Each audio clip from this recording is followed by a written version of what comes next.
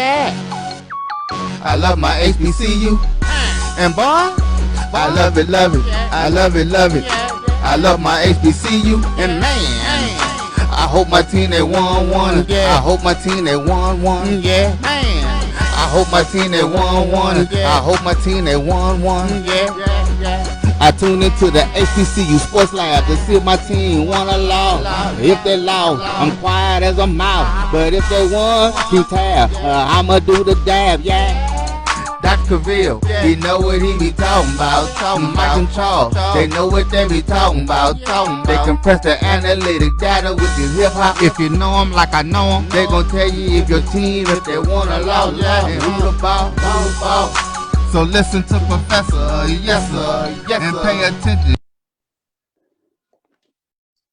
This is Dr. Unveil with Inside HBCU Sports Lab with Mike Washington, Charles Bishop. Welcome to the show. Did you have your dancing shoes on, Professor Bishop? Hey, it's time to go dancing. Man, what's your favorite dance, Professor Bishop? What's your favorite dance, man? My favorite dance? That's a good question. I don't know.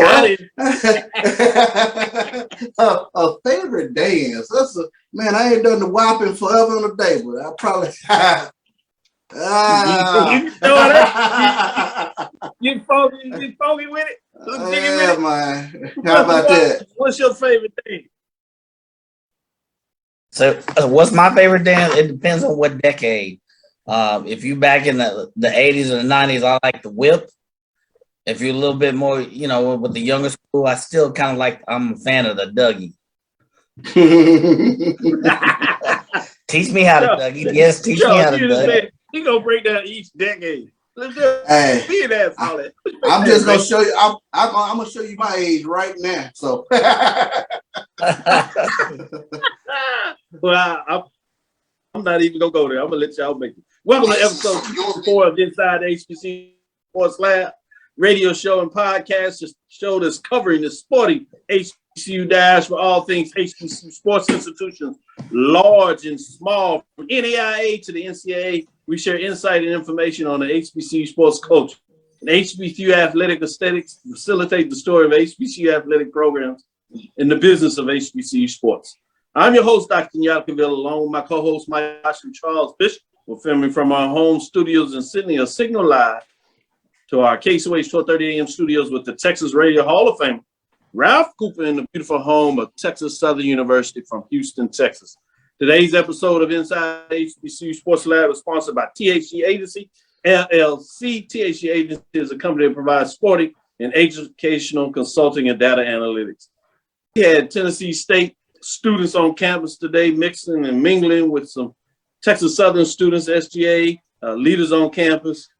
I couldn't let the moment go by without asking, hey, y'all coming to the SWAC or not? They looked at me. And like, we want to. Like,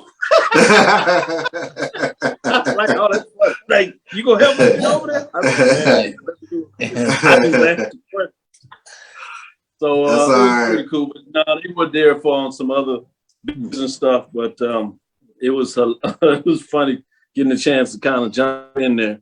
I did want to jump out here with some news and stuff because I don't know what direction you go. We're gonna take a deeper dive, break down these brackets, see what your thoughts in terms of the Meac and SWAC. Front and center last week, obviously, we talked about the OVC and Big South, but they were doing those things with North Carolina A&T and Hampton and Tennessee State. Unfortunately, teams didn't get into the finals and get a chance to put on their dancing shoes for the dance. But there's still some bid opportunities out there. You do have the NIT, CIT, right? In terms of CBI, in terms of some of the basketball tournaments that are out there. And so we'll see if that comes together. I know the CIT coach Pettaway is on that committee. He's asked me to even look at an opportunity. So we'll see how that goes. But wanted to go in there. We do have some sports taking place. Langston sprinter makes history in the NAIA Indoor Track and Field Championships. This is from HBCUsports.com. Langston Jr. Zach Beard made history at the NAIA, I should say, Indoor Championships by setting a record for the fastest time in the 60-meter dash. So not only did he win, obviously, but he set a record. He ran a time of 6.61 seconds in the finals, taking home the gold while also setting a new NAIA and Langston program record. Fascinating. So I guess, when we talk all this potential SWAC expansion, Langston is like, hey, we right here, Hey, not so fast. Right, not so fast. Or Yeah. maybe they saying, yes, so fast. In terms of the Western Division, they be like, hey, man, we got a market over here in Oklahoma. I'm not sure about Oklahoma City as a marketplace, but it is what it is. With that being said, what you got on the table, Professor Bishop? What you want to bring out to the people? Yeah, well, let's take a look at the SWAC. They named their postseason basketball honors. So we'll start on the women's side of the ball as Amisha Williams. Just start with Amisha Williams. Just go on down the list. Just go on down the list with that. There are a few others. Jackson State's Amisha Williams Holiday was named the Player of the Year. She also claimed the Defensive Player of the Year. As Arkansas Pine Bluff, Zay Green, she was tabbed the Newcomer of the Year. Alcorn, Zanaya White was the Freshman of the Year. And Jackson State's coach, Tamika Reed, was voted the SWAC Coach of the Year. Let's take a look at the All-SWAC first team. Amisha Williams Holiday from Jackson State, Zay Green from UAPB, Ayana Emanuel from Alabama State, Adriana Avett from Texas Southern, and Alexis Hope from Grambling round out the first team. Also, like second team, Natalia Bridges from Texas Southern, Dariana Lewis from Alabama A&M, Nigeria Jones from Alabama A&M, Daniel Rosenthal from Prairie View, and Deja Rogan from Jackson State. They closed out the first and second team. So kudos to all those players who were named All-SWAC first and second team. Good stuff. Kudos for all the first, second teamer players of the year.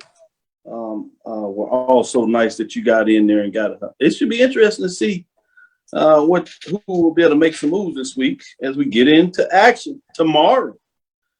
We will be in town in terms of myself and Charles. We'll get in there and give you some updates to let you know how the live action is going. But let me give a shout out before I go to Mike and see his thoughts on maybe the men's side player of the year. Ricky Burton, Chuck Hunt, Jimmy Wilson says, good afternoon, faculty and lab. Let's go.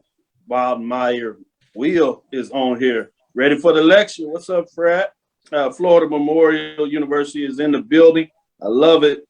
Lonnie Shaw is checking us out. Happy Tuesday from Mary Allen. Karen Griffin, it's time for the lab. Let's go. Lonnie says he's ready for this lecture. Michael Ford, good evening. Sliding into the back of the room. See, Mike, I see you every time you try to slide in. See what you do. Oh, we got Brother Clifford Franks in here. What's up? He coming by my name. Yada, he'd go back, way back. Hey, lab. Hey, professors in the dean. Price is in the building. Noel. We got Karen Griffin, Brent Brunson. Phillips is in here. Chad Cooper.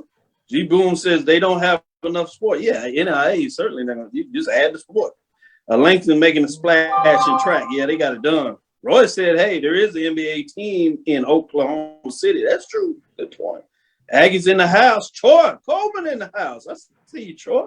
Franklin Nelson, Stephen Miller. Who else we got in here? James Knox. Michael Lee said, what's up, guys? Shout out to all the lab listeners. Appreciate you jumping in here.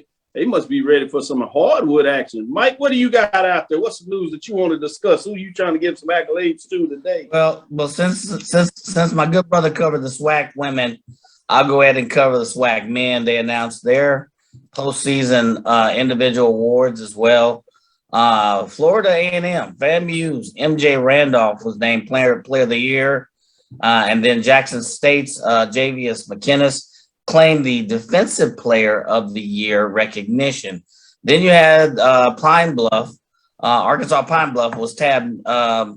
Sean Williams was tabbed newcomer of the year. And then, of course, Valley. We talking Valley? Mississippi Valley State's Gary Grant was selected freshman of the year, and Alcorn State's Landon Busey was voted SWAC coach of the year. So kind of rounding out the order, really Randolph really impacted the year with the Rattlers. He, averaged 18.8 points a game, right? Third in field goal percentage, fourth in assists, he was all over the place. 4th in steals, 2nd in defensive rebounds. And then Mr. McGinnis was a significant factor for Jackson State, scoring 12.3 points per game, rebounding, a little over 10 blocks, right at, we'll call it 3 a game. So tremendous game by these two young men. But just kind of rounding out, what it looked like in the SWAC. You had first team Randolph. We also had Jawan Daniels from Prairie View A&M. We mentioned Mr. McKinnis, Jalen Johnson from Alabama A&M, Sean Williams from Arkansas Pine Bluff. Second team, Joe French from Bethune-Cookman, Tyrone Lyons from Southern, Justin Thomas from Alcorn State. Let me make sure I say that right. Jaden Sadler from Southern and Cameron Christian from Grambling.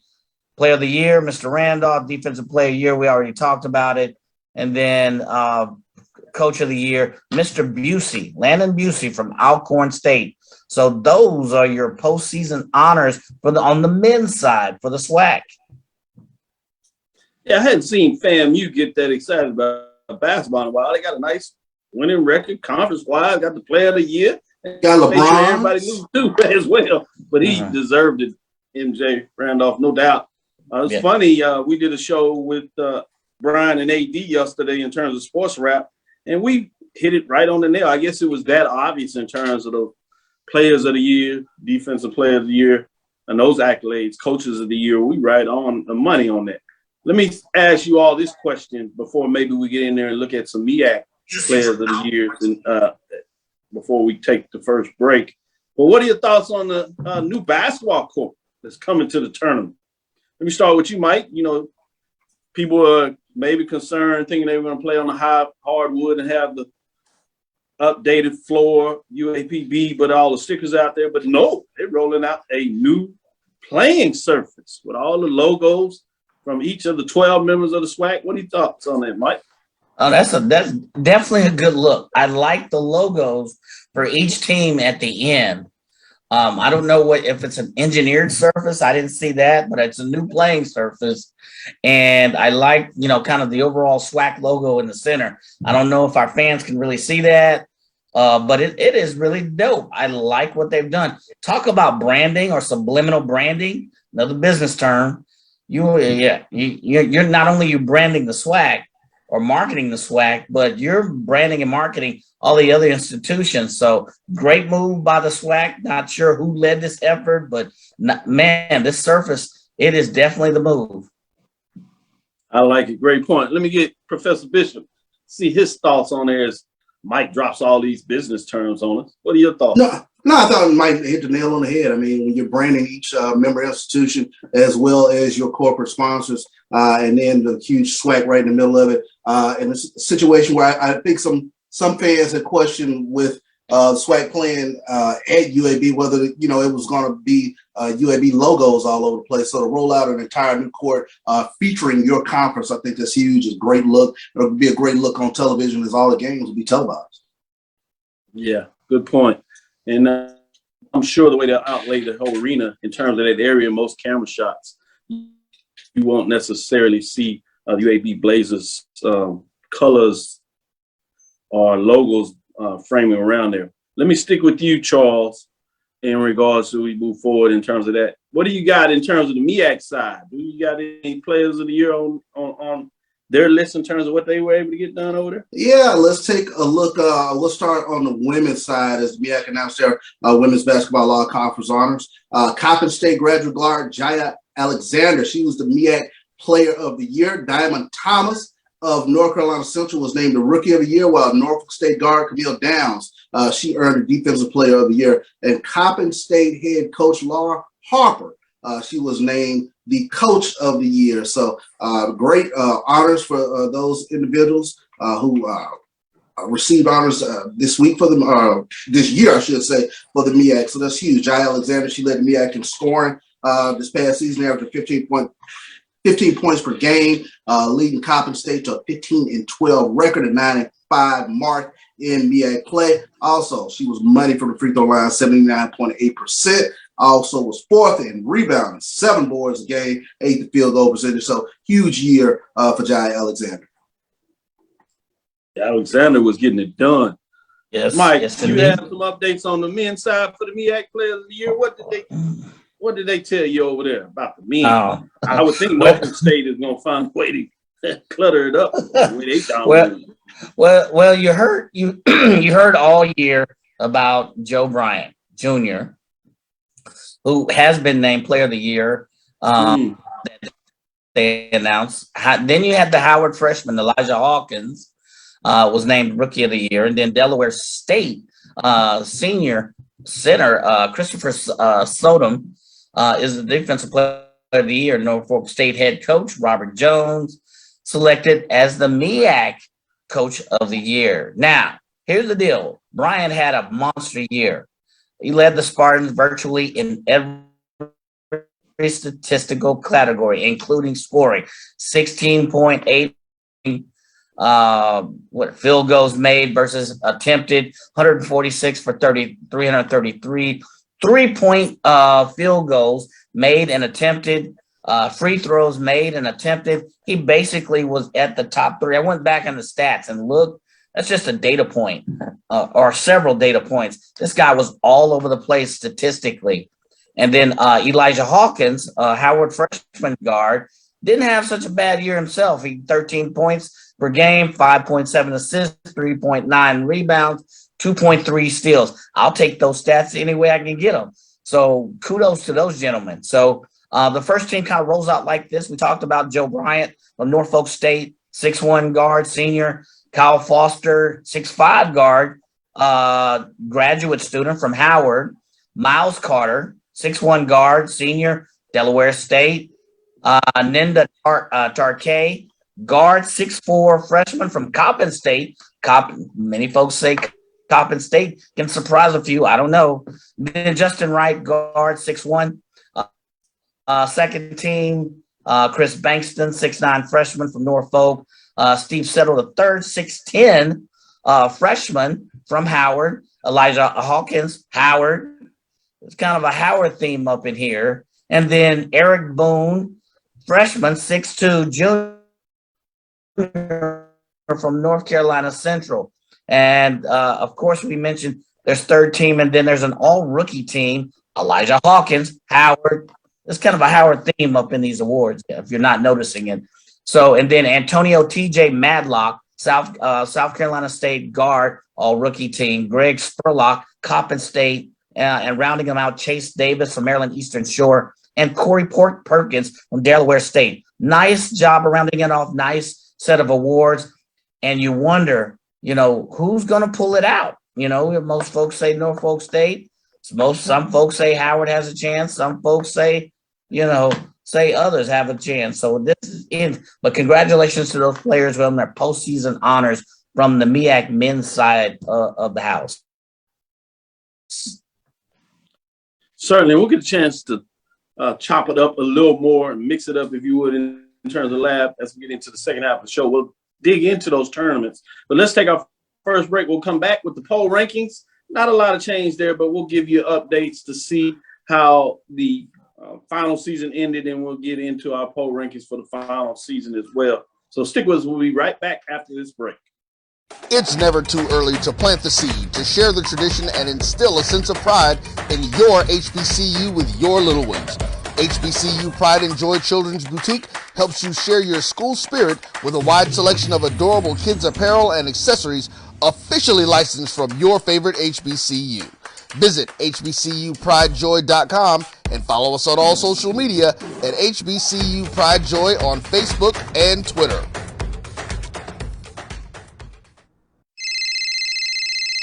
Hello? Girl, somebody hit my car today. What? You okay? No, girl, I'm hurt.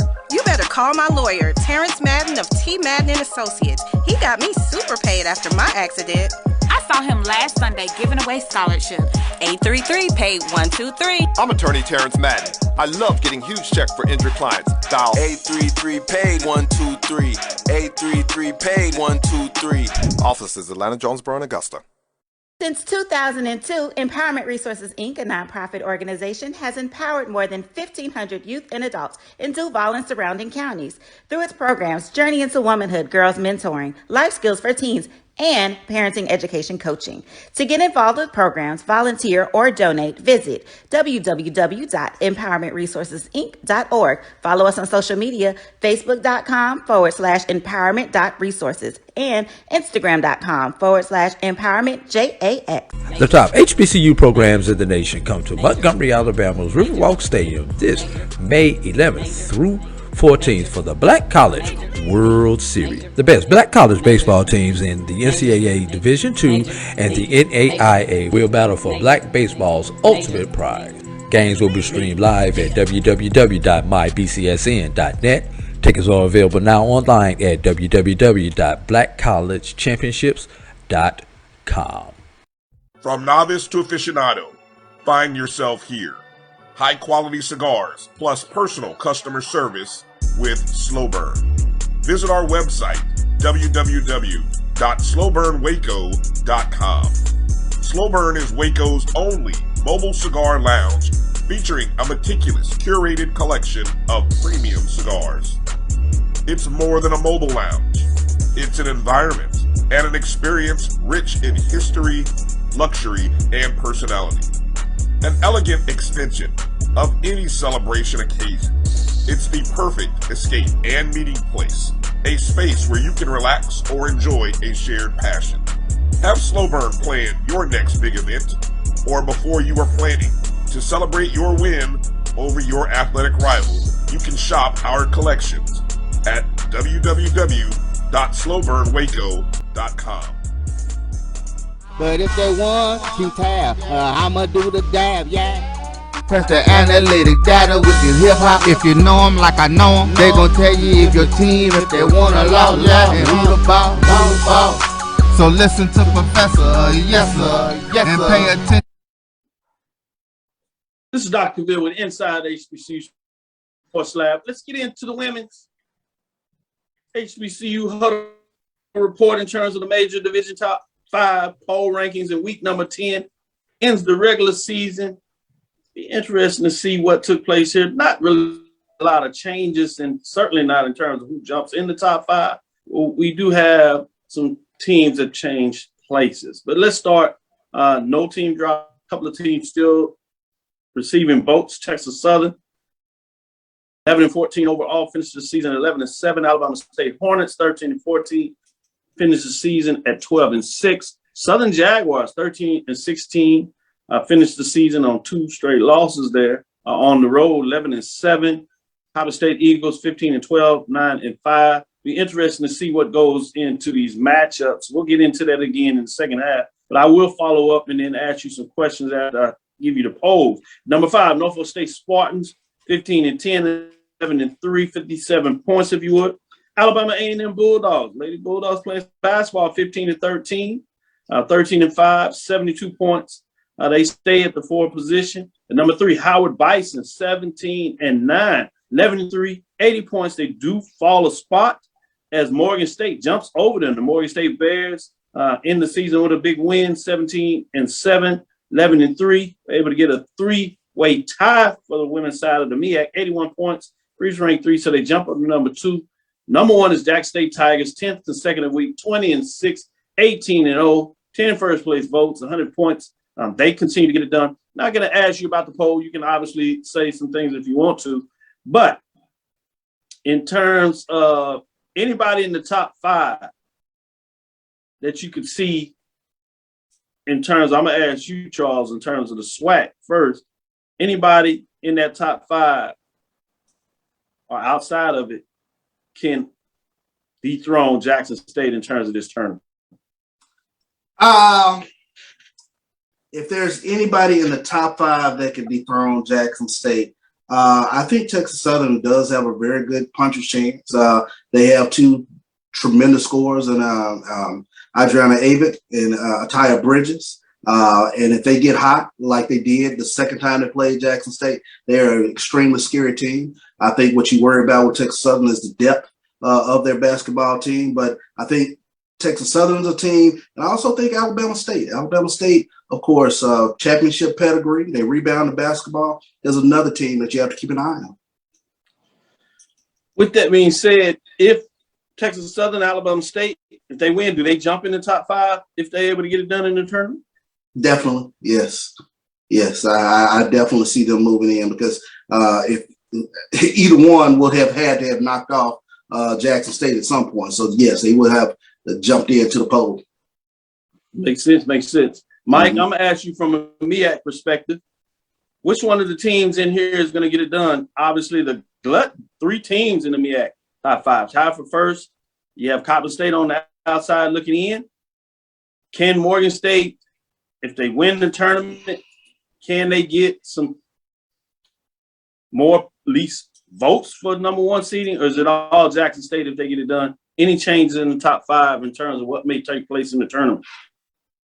No changes. I don't know about the Texas Southern one. I would say that, if you look at it, maybe, if you're looking at outside chances, I agree with Charles. I don't know if I agree with Texas Southern because of their depth and going into the thing, maybe Alabama A&M, maybe Alabama State has a chance. But as far as the women's, I pretty much think that's kind of set.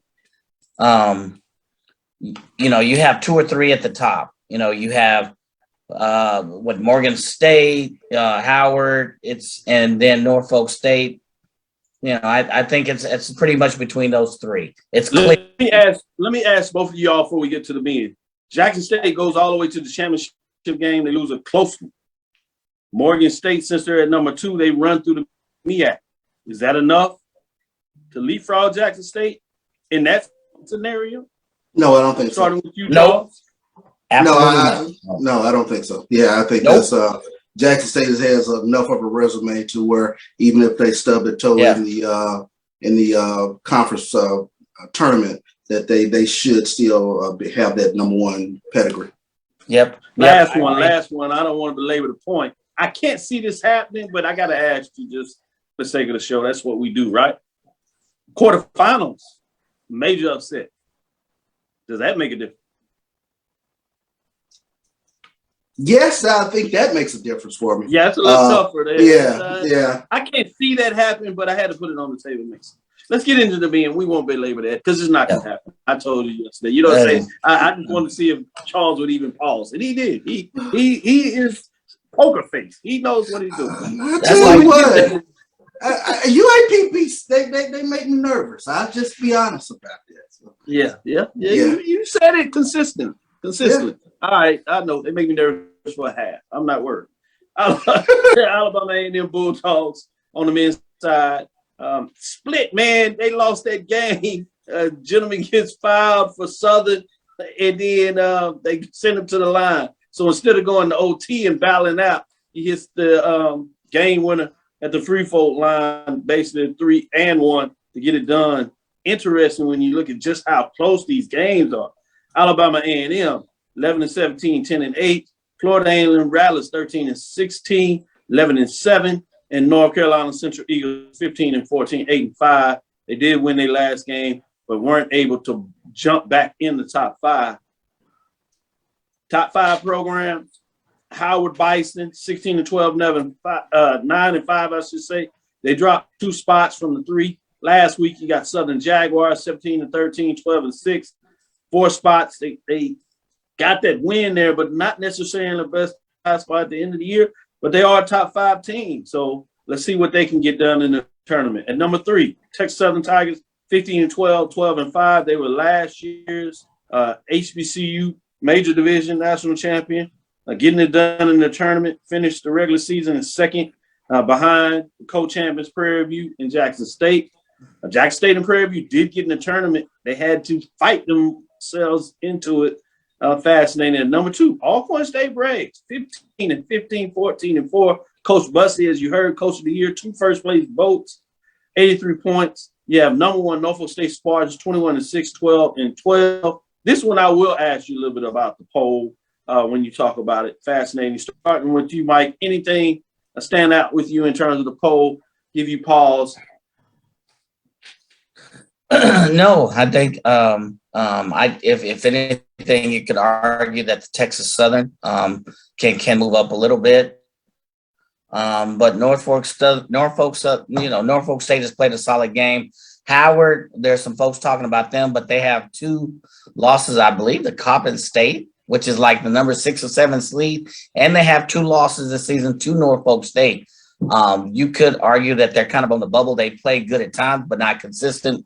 Texas Southern has a lot of depth. Southern play that may be crucial going into this tournament play, where you have depth and bodies that you can get on the floor and rebound as needed. So we'll see. Alcorn State split their games with Prairie View, whereas Texas Southern won both games. So if you're going head-to-head matchup, Texas Southern has key head-to-head against key opponents. So good stuff, good stuff. Charles, what about you? What do you say? Let me get your thoughts on this. Yeah, I like it. I was looking at Southern at that 4th spot, but good, closing kick there for the Southern Jaguars, because Alabama A&M had been playing some really good basketball until they stubbed their toe at the end. So I'll give the edge to Southern there, but it's going to make for a tremendous SWAC basketball tournament, because 1 through 8, anybody can be taken out. They really absolutely can. Anybody can win this one. Yeah, I can't remember since I've been following the tournament, say, and be serious about it, that any of the top 8 teams has a legitimate shot of winning 3 games and getting it done in the tournament. Certainly for a couple of upsets to really throw a monkey wrench in this. I have to ask this question because this is interesting to me. Norfolk State 21-6, 12-2. Unlike Jackson State on the women's side, they didn't go undefeated in conference play. They don't have as many teams in conference play. But this is Norfolk State that really got it done in non-conference play. Is that different in your mind in terms of them having to win the tournament to hold on to the number 1 seed? Or do you feel maybe a similar way? Start with you, Charles, to see what are your thoughts in terms of tournament matchup as we kind of play the guessing game with the poll rankings before we close out in 2 weeks. You're saying they what you're saying was Norfolk State because they had a good out-of-conference schedule. Yes. Do they have to win it to stay in that number 1 seat with, Alcorn State breathing down the neck, Alcorn, the Braves, right? They do have 2 first place votes going in there, if you would. No, I mean, Southern won it last year. That solid Southern. You know how deep we believe the SWAC is in terms of who can win the tournament. Is it Norfolk State? Do they have to win the tournament to hold on to number 1, or would you say no? They're in a position if they get to the finals, similar to Jackson State, you would think that they would hold on to the number 1 rank. I would say no. They can't hold on to the number 1 ranking. I think the difference between Norfolk State and Jackson State has been just completely dominant in conference play. Going 18-0, Norfolk State has stubbed their toe twice this past season. Interesting statistic with Norfolk State: 11-0 at home, 7-6 on the road. So there's a difference to me in their level of dominance. Both deserving of their number 1 rankings, but they're different, if you will. That's good points. Good points made.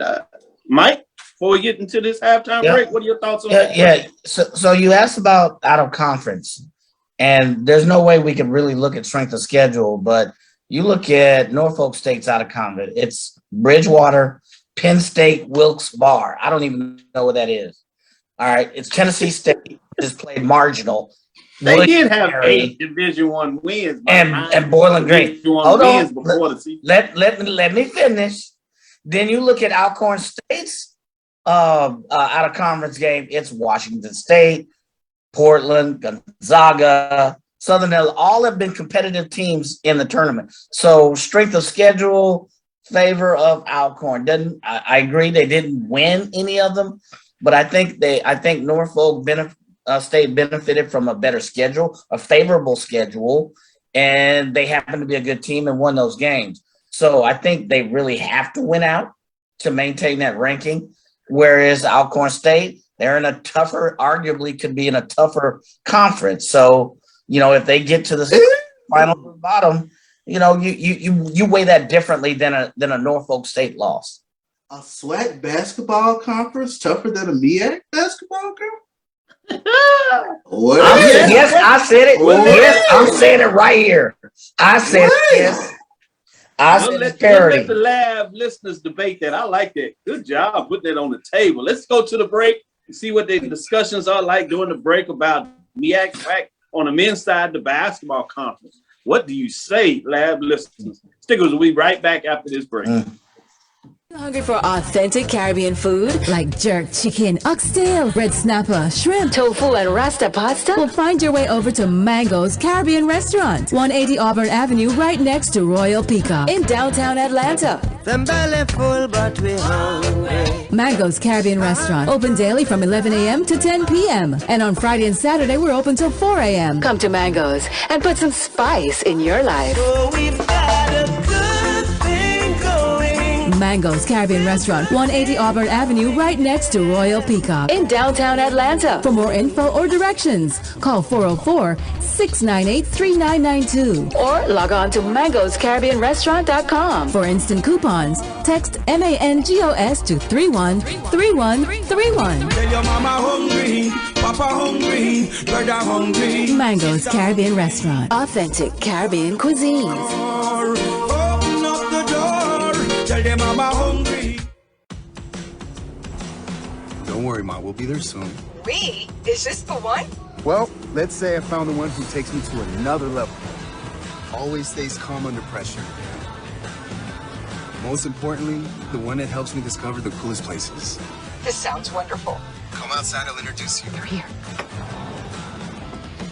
Definitely the one. Introducing the all-new Nissan Frontier. Press the analytic data with your hip hop. If you know them like I know them, they gon' tell you if your team, if they wanna loud and who the ball. So listen to Professor, yes sir, and pay attention, cause he gon' This is Dr. Mill inside the HBCU Sports Lab, back for the second half into the third quarter. Let's see what's going on since we're talking about the third quarter, looking at the women's tournament, both of the MEAC and the SWAC. Let's start with the MEAC.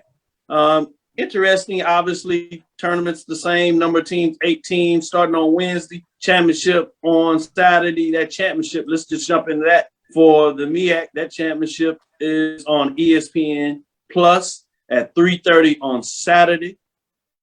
It will be live, tape delayed on ESPNU later that evening. With that being said, got a 1-8 matchup. That's Howard versus Delaware State. Delaware State hasn't won a game in terms of conference play all year long. So don't see much there. Norfolk State versus number 7, North Carolina Central. Not even seeing if that should be any major upset. But then you have the 3-6, may get a little more entertaining. Morgan State, South Carolina State, and certainly that Coppin State versus number 4 or 5 matchup with Maryland Eastern Shore. Let me go to you. Any of those games, that first round, or even into the semifinals, what sticks out to you? The 4-5 matchup. You got the player of the year getting ready to go on her conference tournament run. So I'm going to just keep an eye out for Coppin State in this tournament. Like you said, the margin of watch this statistics, the variance between 1 and 4 is quite small. So you can tell what I've been studying lately. Statistics, Dr. Goldstein. He said the variance, Mike. Did you see that? Yeah. What are your thoughts? Semifinals, quarterfinal matchup. What in the MEAC? What has your I guess the South Carolina State game.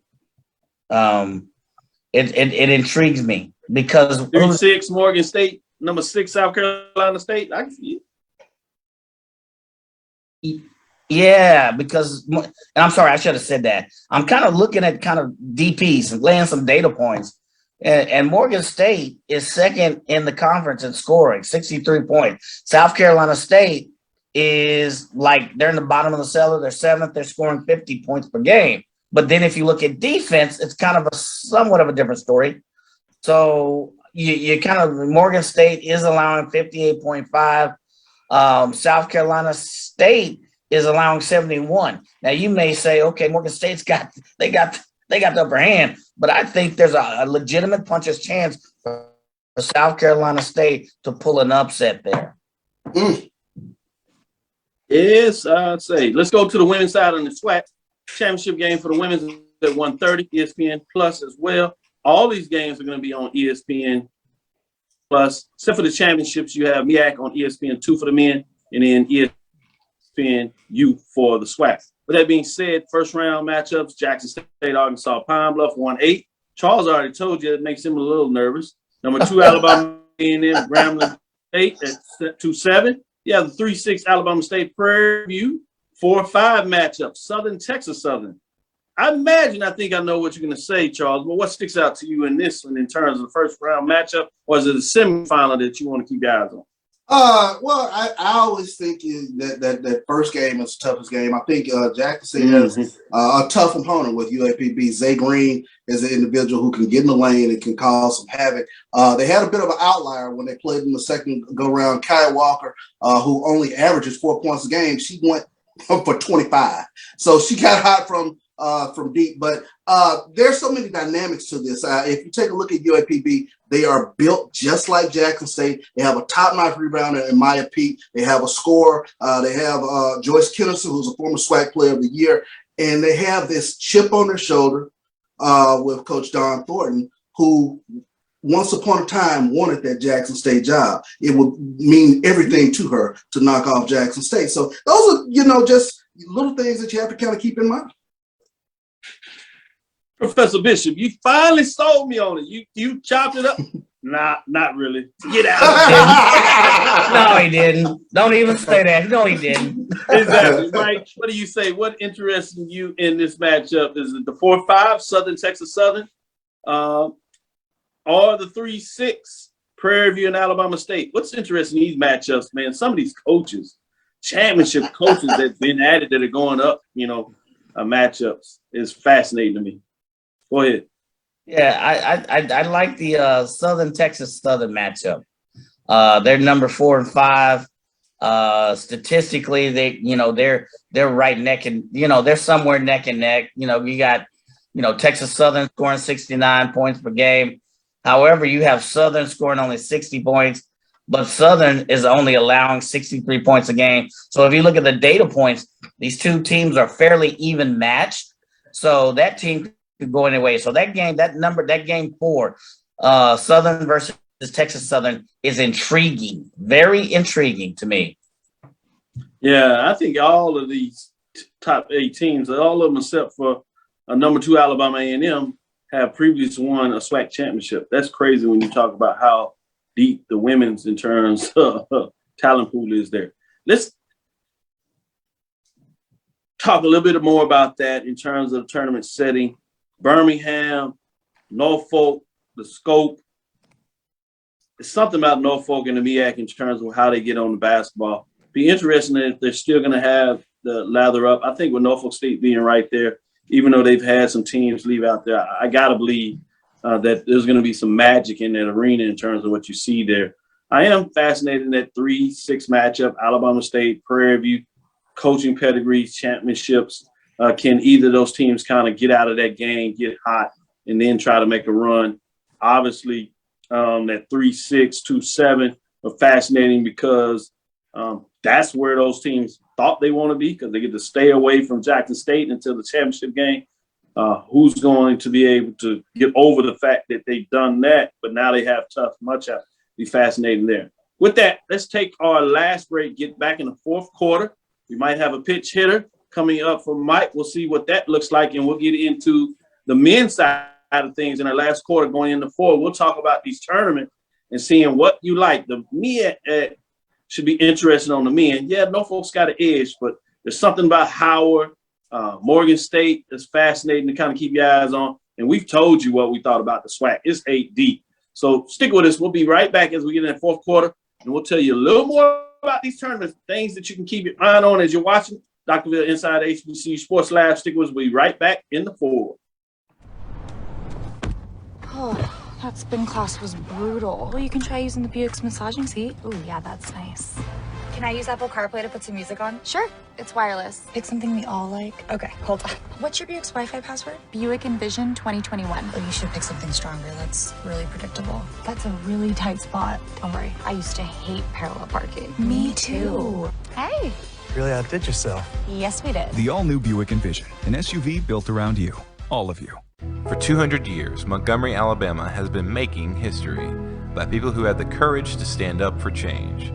Today, this riverfront city has been reborn, embracing the past and looking forward to the future. From the National Memorial for Peace and Justice to the stage of the Alabama Shakespeare Festival, this is where history was and is made. We are proud to call Montgomery home, and together, we can be the change. The top HBCU programs in the nation come to Montgomery, Alabama's Riverwalk Stadium this May 11th through 14th for the Black College World Series. The best black college baseball teams in the NCAA Division II and the NAIA will battle for black baseball's ultimate pride. Games will be streamed live at www.mybcsn.net. Tickets are available now online at www.blackcollegechampionships.com. Charmin Ultra Soft has so much cushiony softness, it's hard for your family to remember. They can use less. Sweet pillows of softness. This is soft. Holy Charmin. Oh, excuse me. Roll it back, everybody. Sorry. Charmin Ultra Soft is so cushiony soft, you'll want more, but it's so absorbent, you can use less, so it's always worth it. Now, what did we learn about using less? You gotta roll it back, everybody. We all go. Why not enjoy the go with Charmin? From novice to aficionado, find yourself here. High quality cigars plus personal customer service. Slow Burn is Waco's only mobile cigar lounge, featuring a meticulous, curated collection of premium cigars. Visit our website, www.slowburnwaco.com. That's www.slowburnwaco.com. It's never too early to plant the seed, to share the tradition, and instill a sense of pride in your HBCU with your little ones. HBCU Pride and Joy Children's Boutique helps you share your school spirit with a wide selection of adorable kids' apparel and accessories officially licensed from your favorite HBCU. Visit hbcupridejoy.com and follow us on all social media at HBCU Pride Joy on Facebook and Twitter.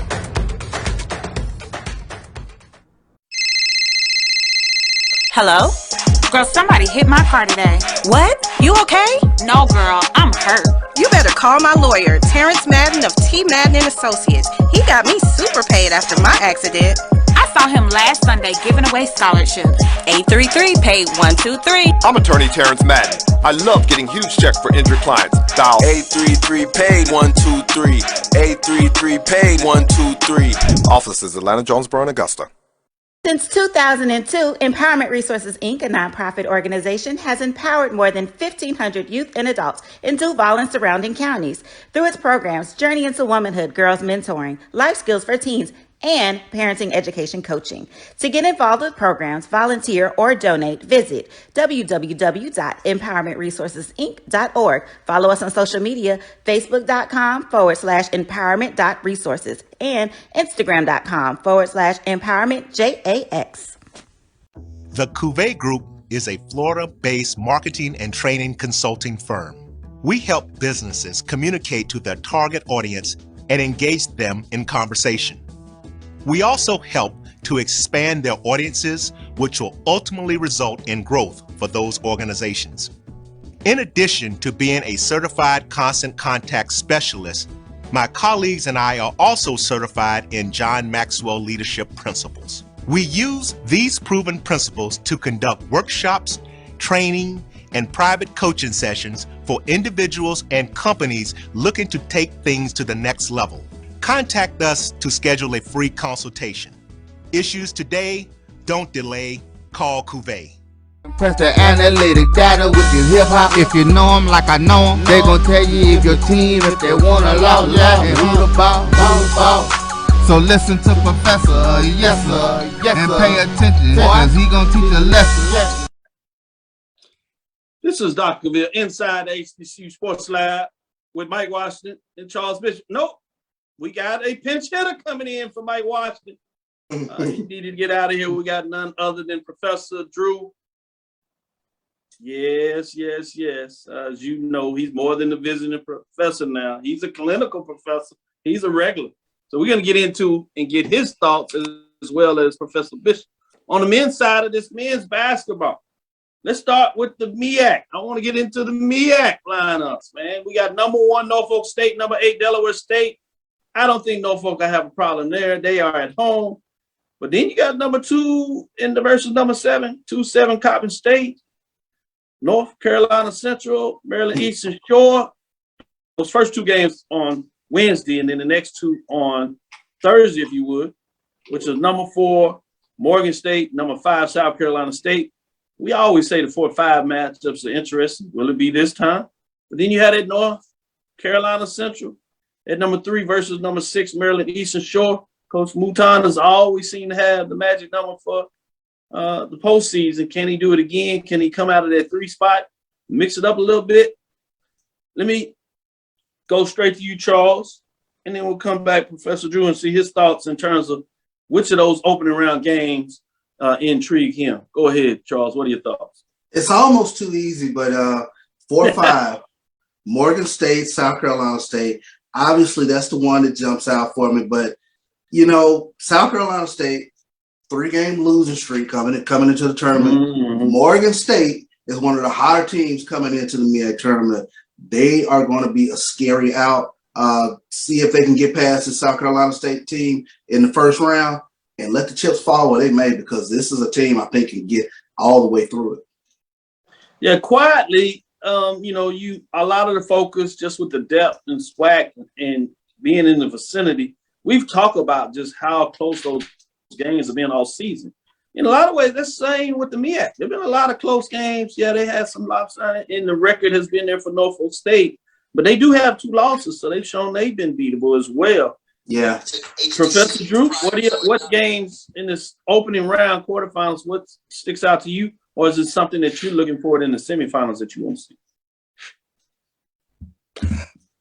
I'm really looking forward to the semifinals. I want to see what a potential Central Howard matchup will look like in round 2. That's the one that I'm looking at, and it would not surprise me if it happens. Good point. Yeah, and it would not surprise me if on Selection Sunday we see Central's name called in lieu of Norfolk State. And oh, by the way, Dr. Cavil, I'm a 2-step man. You asked that question at the beginning of the show. What's your favorite dance? I just get over there at 2-step. I like it. Great answer. He's smooth with it too. Let's move right into the SWAC when you talk about that. Focus point a little bit here. Well, let me go back in terms of that. I didn't get a chance to ask you this question. You got to hear about the poll rankings. We had the question: Jackson State, if they make it to the final on the women's side, they make it to the final, they lose in the final, do they hold on to the number 1 ranking? And that could be either in our poll or, you know, you do the computer, so it may be even more intriguing over there, versus if Jackson State somehow, as Charles has tried to warn us, Pine Bluff gets them. Are they able to stay there? What are your thoughts on that? Repeat that. I didn't quite catch the beginning of the question, Doc. No, I was just saying in terms of the poll ranking, the question we have of the day is like, and let me ask you this. Number 1 is Jackson State on the women's side. Correct. Number 1 on the men's, Norfolk State. Do those teams have to win it out to stay number 1 in their rankings, or is there some scenario where that's not the case for either one? Outside of a first round upset of Jackson State, I don't, and that would only still just make you think about it, because the overall body of work and resume of Jackson State, you know, in our computer rankings, they're so far ahead of everyone else. You know, it's Jackson State's to lose. Norfolk, on the other hand, can be caught. You know, once again, they've got to win to be at. First of all. before you can even have a conversation. And then it depends on who comes out of the SWAC. You know, Texas Southern has a better overall record than Alcorn State, but Alcorn State did win the SWAC. So that's what you get into balancing that out of that non-conference resume against that conference resume, where Alcorn hands down probably played the toughest schedule in Division I HBCU, playing teams that were ranked number one, not once, but twice when they played them in Baylor and Gonzaga. So I don't think anyone can put their strength of schedule up against Alcorn State and have a conversation. But Alcorn State did not compete in those two particular games. So it's kind of pick your poison on what you like in that non-conference schedule. I like this. This is a little bonus action. I'm coming to you, Charles, because I want to get your thoughts on this. Before you jump on there and get that, I want you to also put this in there. If Alcorn is able to do the double dip in terms of regular season and the tournament, can they jump Norfolk State if Norfolk State gets it done as well? According to Mike, they can because the SWAC is a better basketball conference. So I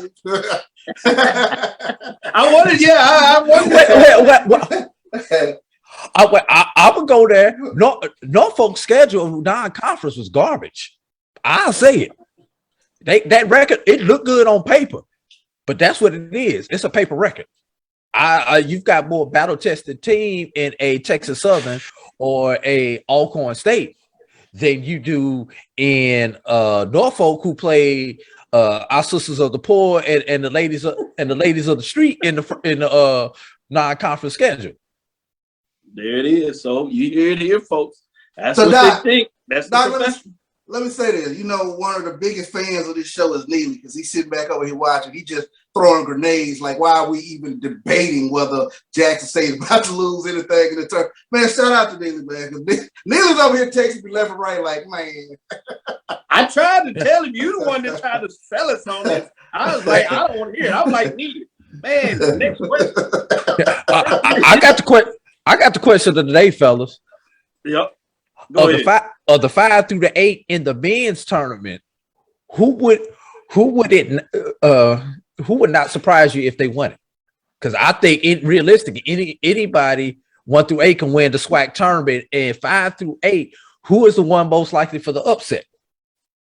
I think the team that would not surprise me the most getting it done, even though I think you probably should, just because they've been herky-jerky all year long, but because of their past resume and the coach, I would say Prairie View. Prairie View finds a way come out of this tournament. People would look and be like, yeah, we can see it. Anybody else, I think, would surprise you a little bit in regards to that.